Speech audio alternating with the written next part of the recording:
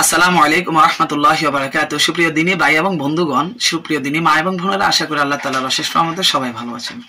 কোলবালিশ ব্যবহার করা যাবে কিনা, কোলবালিশ ব্যবহার করা কি হারাম, কোলবালিশ ব্যবহার করা কি নাজায়েজ, কোলবালিশ নিয়ে শোয়া কি যাবে না, ইত্যাদি বিষয়গুলো নিয়ে আজকের আলোচনা।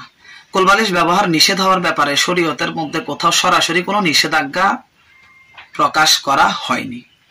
ব্যবহার করা যেতে পারে, তবে যদি এই কোলবালিশ ব্যবহার করার দরুন কোনো ধরনের চারিত্রিক ক্ষতির সম্ভাবনা থাকে, চারিত্রিক কোনো প্রকার ক্ষতি হয়ে যায়, চারিত্রিক কোনো ক্ষতি হওয়ার সম্ভাবনা কিংবা আশঙ্কা থাকে, ধীরে ধীরে তার চরিত্র নষ্ট হয়ে যাবে কোলবালিশ নিয়ে শোয়ার কারণে, ঘুমানোর কারণে, তাহলে এই ক্ষেত্রে কোলবালিশ ব্যবহার করা যাবে না, এটা জায়েজ হবে না।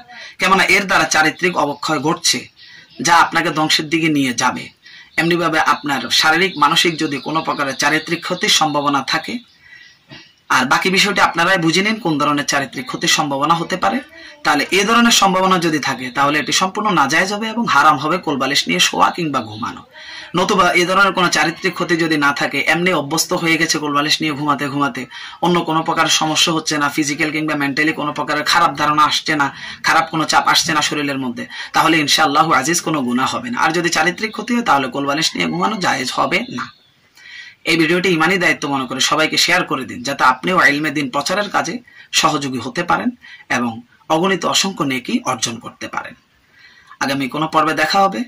ভিডিওটি যদি ভালো লাগে লাইক করবেন, কোনো বিষয় অস্পষ্ট থাকলে কমেন্ট করবেন, চ্যানেলে নতুন হলে অবশ্যই প্রত্যেকটি আপডেট পাওয়ার জন্য এখনই সাবস্ক্রাইব করবেন। আগামী কোনো পর্বে দেখা হবে, সে পর্যন্ত আল্লাহ সবাইকে ভালো রাখুক, সুস্থ রাখুক। আল্লাহ হাফিজ।